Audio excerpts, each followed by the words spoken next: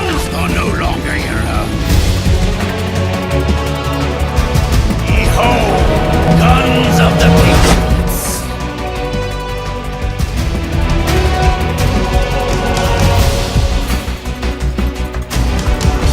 Liquid plans to launch a nuclear strike on JD in its orbit, and his GW assumes total control over the system.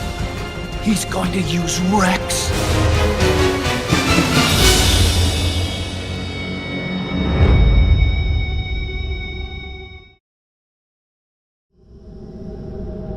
Chapter 4-3 Rex. After Otacon opens the door to the underground hangar, Snake makes his way to the old Rex hangar and hops onto the giant platform it used to be in. Once the platform reaches the top, Otacon sees Rex and is surprised when he finds that the railgun has been removed. It appears that Liquid only needs the railgun, not all of Rex, which again I always thought was obvious. Anyways, Vamp emerges from an opening near the top of the room and tells them that the railgun has already been shipped, while Naomi's just chilling behind him, just rubbing up on his titty while he talks. Naomi goes through some weird character changes in this game. Otacon believes that he can get Rex working again, and while he starts working on Rex, Snake fights Vamp. Vamp, however, is not only extremely hard to hit, but even if you manage to get enough hits on him to kill him, he just comes back to life. So knowing that it's his nanomachines that resurrect him, Snake grabs him and injects him with one of the nanomachine suppressors that Naomi gave him. Now Snake can finally fight him on fair grounds. However, right as he does this, Suicide Gecko, meaning Gecko's rigged to explode, jump into the room and start their countdown. Right before they're about to blow up, Raiden comes in and saves the day.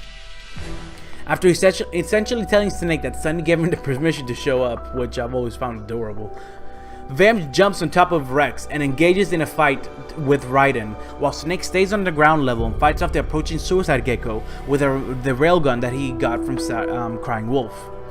Both Raiden and Vamp once again seem equally matched. However, at one point, Vamp manages to down Raiden after stabbing him with his seemingly endless supply of knives. He takes this opportunity to grab Raiden's sword and decapitate him, but Raiden is about to come down on his head. Raiden uses some kind of pressure system in his suit to shoot the knife sticking in him out of him and onto Vamp. He takes the sword back and shoves it in Vamp's stomach. Then, finally, he delivers the final blow, and after a few stumbles, Vamp falls to the ground, conveniently in time for the last Suicide Gecko to be done with. Well, maybe not, because right after this, more Suicide Geckos show up, but Otacon blows them away using the rockets in Rex. He finally got it working. Naomi then takes this moment of safety to show up, as Vamp asks her to ease his pain. Raiden tells Naomi that Sunny wants her to know that she finally cooked the eggs right, causing Naomi to smile and cry for her. Vamp takes the nanomachine suppressor from Otacon and injects it onto himself to help him die quicker, as the nanomachines in him are still trying to heal him. Finally, Vamp is able to die. Try as he may, however, this doesn't make Otacon feel better about Emma's death. Naomi informs Snake that Liquid has taken the railgun along with Rex's nuke and stolen the Patriots' Ark. This Ark is a gigantic ship, which is unfettered by land, law, or network. A true haven, which is why it's called Outer Haven. Ah, not Outer Heaven, see? He did a little play on words there. Outer Haven. Clever. After some explosions, Naomi injects herself with more nanomachine suppressors, which start to kill her. Why? Well, apparently Naomi was supposed to be dead a long time ago. She was supposed to die from cancer. The nanomachines were slowing its progression, but now Naomi sees that she has done everything she needs to do before dying, and she is willing to let herself do just that. However, I don't know why she dies so quickly. I mean, if it's cancer, it should just start progressing again. Shouldn't it take care of months, at least weeks to die? Not a few seconds.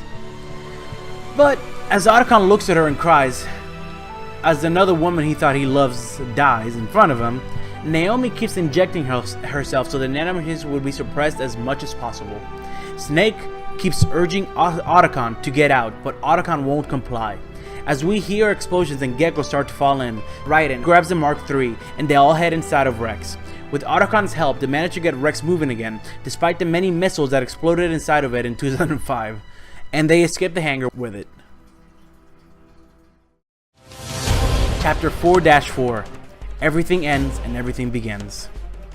After fighting through some geckos inside of Rex, Raiden jumps down to help Snake. Sometime later, they make it out of the tunnel, but Raiden gets caught in the explosion when the gecko self-destruct. Before Snake could go help, however, a ray piloted by Liquid jumps out of the water. Then, we begin our first and only Metal Gear vs. Metal Gear fight of the Metal Gear series. While Ray is much more advanced than Rex and was designed as an anti-Metal Gear, Snake somehow, with some help from Otacon, still manages to win the fight.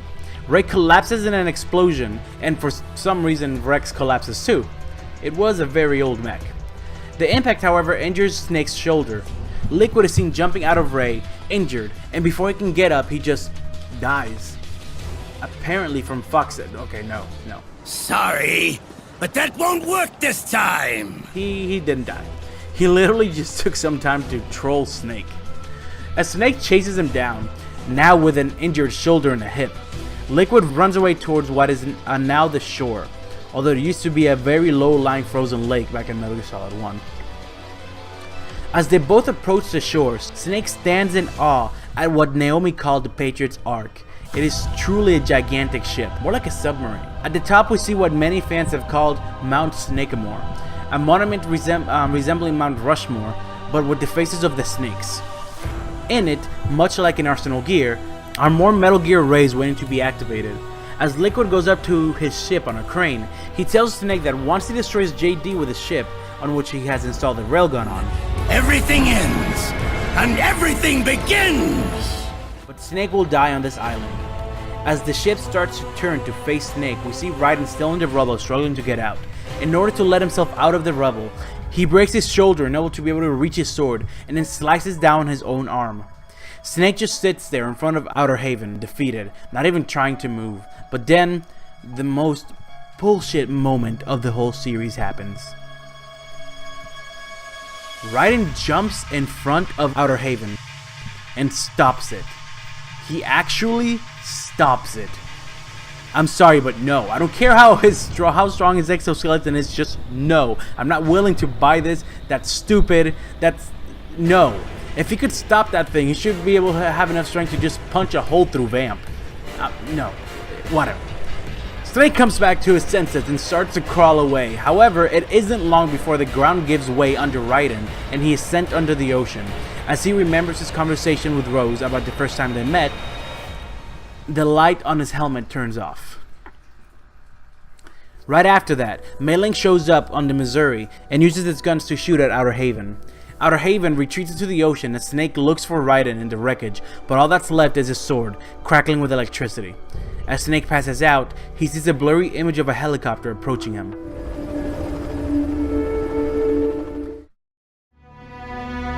Chapter 4-5, Meeting at the Missouri. The final briefing takes place in the Missouri, the ship that Mei Ling is in command of. Using satellites, they've been able to track Haven's trail. However, the Missouri is slowly falling behind. Knowing that to hit JD, Liquid will have to wait for the satellite to be as close to Earth as possible, Johnny uses his computer to calculate that its next perigee should be in about 15 hours, 6 minutes and 12 seconds. Outer Haven will be in position long before that, but this will give the Missouri enough time to catch up. Once Liquid is ready to fire, he'll have to rise Haven from the water and open its cover. During this time, they'll use catapults to launch themselves into Haven. At this point, they will have a short time to find GW and install a virus created by Sunny, using the remains of Emma's worm cluster. However, and here comes the kicker, the corridor leading to GW actually emits microwaves from its walls, as in the corridor itself is one giant microwave oven. Yeah, Snake jokingly says that this sounds like the perfect job for him, as someone would have to have a death wish to go in there. However, I don't think that he was joking that much. Snake has pretty much accepted his death at this point. Anyways, this is all assuming that they get that far, as outside the corridor, Liquid will have his men out in full force, and inside he will have unmanned weapons waiting for them. The way they have gathered all of this information is because Naomi left them the information before dying. Remember when she headed towards Otacon in the Nomad with her thumb drive in her hand? But then backed up when she found out that Sunny was a real computer genius? The reason she got into Nomad was to get close to Otacon, so he would help her create the worm cluster and to give him all the data on Outer Haven. But in hearing that Sunny was the one who broke her email, she turned to Sunny instead, sometime between going to Dr. Madnar's place and escaping the Nomad. At this point, her loyalties are a mystery to everyone, but she was definitely determined to stop Liquid. After hearing all of this, everyone's spirit seems to have dropped, especially after hearing about the microwave corridor. Later in the ship, Snake is seen smoking while talking to Otacon. Otacon explains that the worm cluster was initially Naomi's work, but she couldn't finish it herself, so she gave it to Sunny. Sunny used Emma's worm cluster that she found in Otacon's library as a source code to finish the program. The virus is part Sunny, part Naomi, and part Emma. After telling Otacon that he doesn't need to worry about his health, so he won't stop smoking, Snake starts to seize up once again and uses yet another syringe. However, considering the view we get from his perspective, it seems that they've stopped having much of an effect on him. Chapter 5-1, Screaming Mantis. Here Act 5 begins, Old Sun. While Meryl, Snake, and the others prepare to launch into Outer Haven, Mei-Ling consoles her scared crew member, assuring them that she too is scared, but is more scared of what will happen if she runs away. As everyone walks towards the catapults, Otacon tells Snake that Raiden is alive but is in no shape to fight. Apparently, a lot of soldiers are deserting, thanks to the fear that not having SOP system has brought on them. Drebin shows up to talk to Snake in person one last time. He doesn't say anything important, but it's cute to see that the monkey tries to trade a soda for a cigarette again, and Drebin finally allows it. Alright. Snake and the rest get on their catapults and prepare to launch. Meanwhile, Campbell talks to both him and Meryl. He tells Snake basic information about what's lying in wait for him inside Outer Haven. He also mentions that Outer Haven is actually a modified version of Arsenal gear, stolen from the Patriots. While Campbell speaks, Outer Haven emerges and Mei-Ling prepares to attack with all the Missouri's got.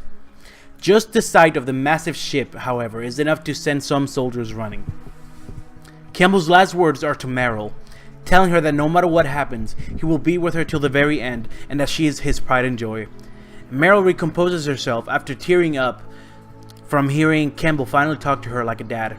And right after this, Outer Heaven starts to open up its cover, revealing the railgun which starts to take aim towards JD. Mei-Ling maintains full speed of her boat, despite Outer Haven opening up its missile hatches. And when it finally fires them, she uses the Missouri's guns to shoot the missiles down. Then, finally, when the Missouri crashes onto Outer Haven, Snake and the rest use this opportunity to launch themselves in. Both Snake and Meryl make it in, but Meryl injures herself with the landing. Johnny, however, isn't so lucky. Once inside, Snake makes contact with Meryl via codec. Then we hear gunshots from Meryl's end before she hangs up. Not long after he lands, Frog starts to pursue Snake. Snake manages to sneak past all the frogs, PMC, and Gecko patrolling the area and makes it inside Outer Haven. Once inside, he comes across a round room with multiple levels. There he finds Meryl passed out and is ambushed by waves of frogs. After making quick work of them, Meryl starts to wake up, but she starts to act very strangely, almost as if she was a puppet being controlled by somebody else. Suddenly, a weird yellow energy shoots towards Snake, but he dodges it. Then a familiar voice tells him that they recognize his wavelength. It's Screaming Mantis. Right after this, we see a similarly familiar scene where Meryl puts a gun on her own head. However, someone stops her from shooting herself, seemingly by shooting the yellow doll that Screaming Mantis carries, which looks a lot like Psycho Mantis. It's Johnny, coming to the rescue with a gigantic sniper which might as well be a freaking cannon. However, right after Johnny and Meryl are about to have their moment, the dead frogs rise with a bluish glow, and they shoot at Meryl, but Johnny uses himself to stop the bullets. Finally, Mantis shows herself to Snake. Although she is clearly a female and not Psycho Mantis, she speaks as if she knows Snake. As if she is indeed Psycho Mantis. Plus behind her, we see what looks like the ghost of Psycho Mantis. The doll she carried is said to resemble Psycho Mantis with an orange glow, and the Sorrow from Metal Gear Solid 3 with a blue glow. She uses these dolls to control either the living or with the Mantis doll, or the dead with the Sorrow doll. Using the Mantis doll, she shoots an orange energy at Meryl to control her, and then does the same thing with Johnny, but it doesn't seem to work on him. Then she controls multiple dead frogs with her Sorrow doll. After a weird battle where Snake has to avoid killing Meryl while avoiding being killed by Meryl, and attack already dead frogs while screaming Mantis herself dodges all of his shots and tries to slash at Snake with her knives, Snake realizes her weak point, which is also her strength, her dolls. Anytime he hits a Mantis doll, anything living she controls falls down. Anytime he hits the Sorrow doll, the same thing happens with anything dead she's controlling. He also realizes that she can only control things with nanomachines, so he uses the nanomachine suppressor to prevent her from controlling him. After a few hits, the dolls drop, giving him the opportunity to grab them himself and use the Mantis doll to control her and defeat her. Depending on how quickly you hit these dolls, this can be a very quick or long fight. Now we know the pattern, right?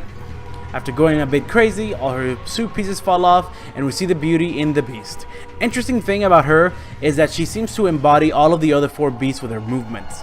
Before attacking Snake, she moves towards them on all 4s like a wolf. Then she flails her arms like an octopus. And finally, she jumps in the air with her arms spread like a raven. Finally, she goes through her trauma routine where she continues to say that she keeps hearing voices screaming in her head. Before attacking Snake, she screams at him, telling him to set her free. Snake defeats her, as always, and doesn't get anything from her. What? He already got the dolls. What more do you want?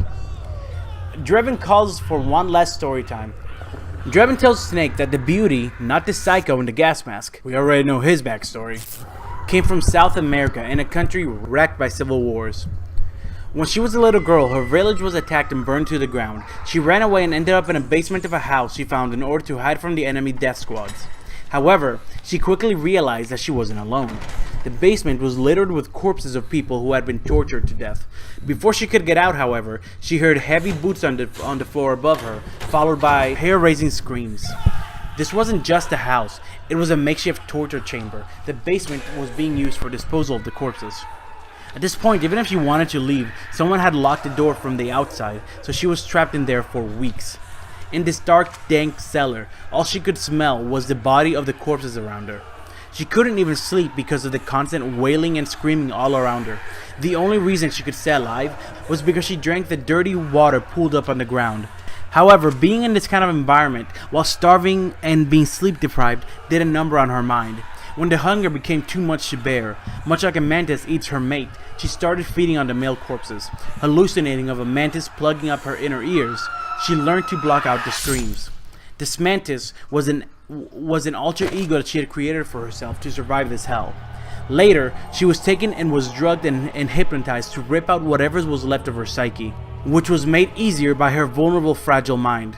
Then, much like Ocelot managed to implant Big Boss's personality onto Venom Snake, they implanted Psycho Mantis' persona onto her.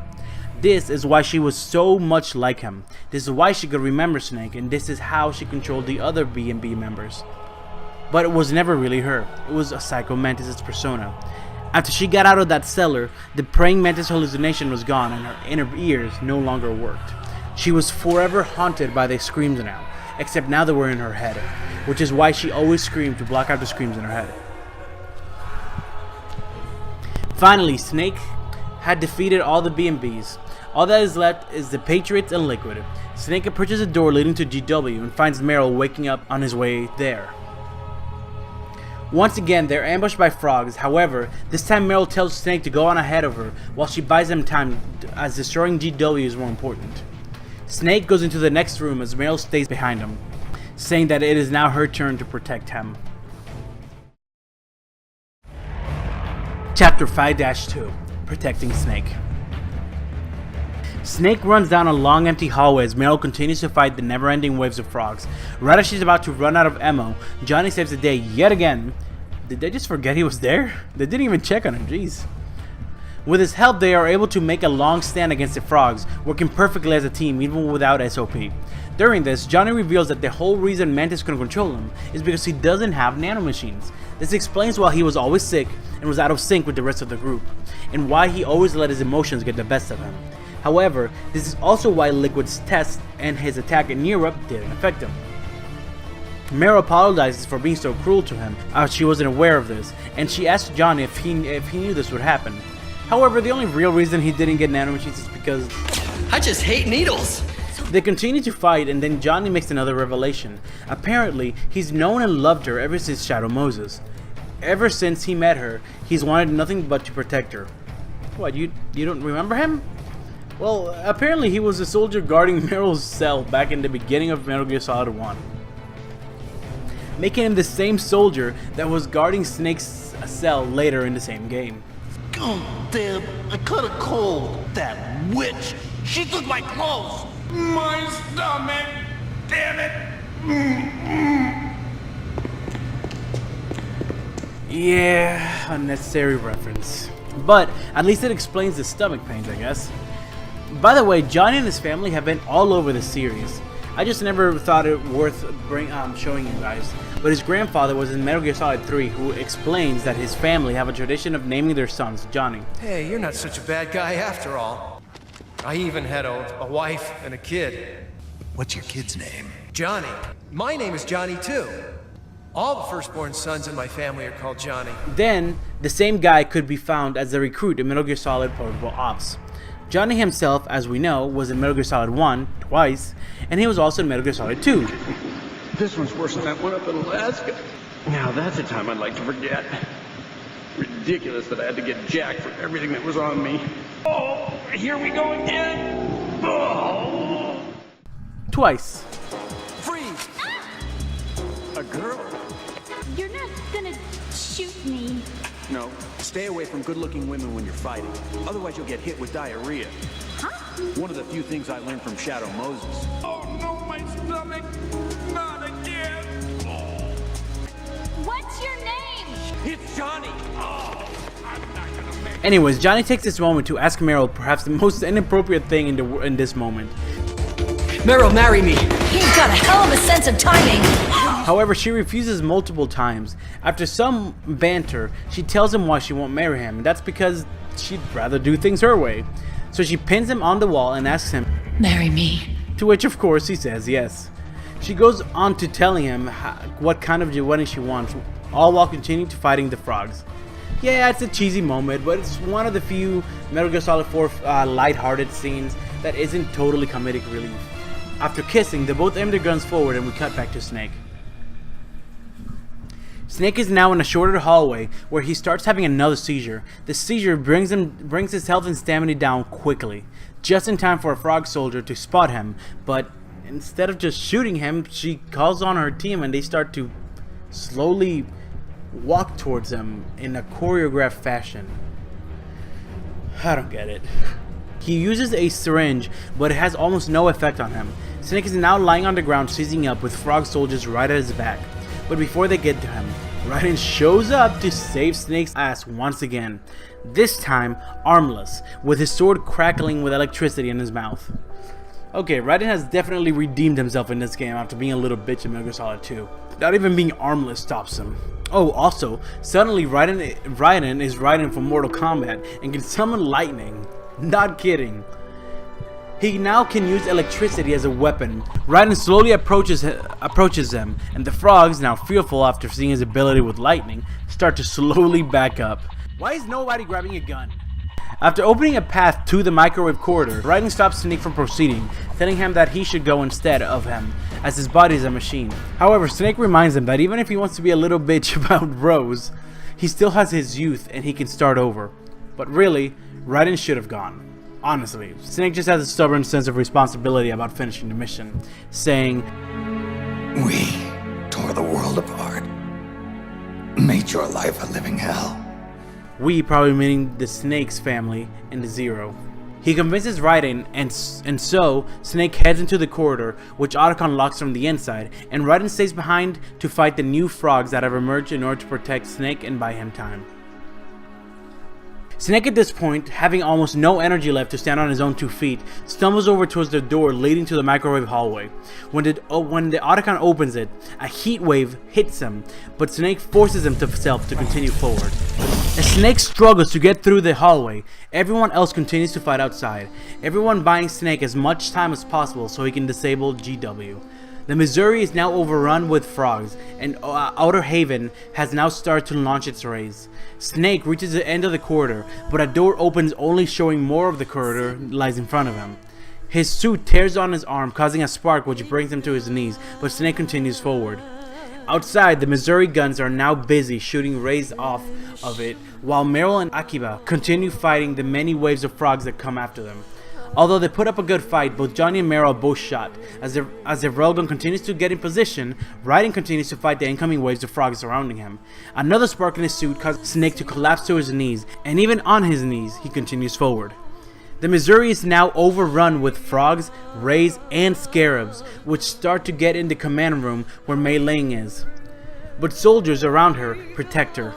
As Meryl is shot yet again, Snake reaches another door which opens up and reveals yet more microwaves, the last part of the microwave hallway. However, Meryl is now fighting on her knees and Johnny is brought down as he fights on his back. Trying to stay alive, as the railgun starts to charge, Rose and Campbell start to become distressed, as Snake runs out of time and everyone seems on the verge of death. Raiden starts becoming overwhelmed by the frogs, but he's still making quick work of them. Snake is now brought down to a crawl, but still he never stops moving forward. Finally, as Snake opens the final door leading to the server room, he's brought down once more but continues crawling at a very slow pace.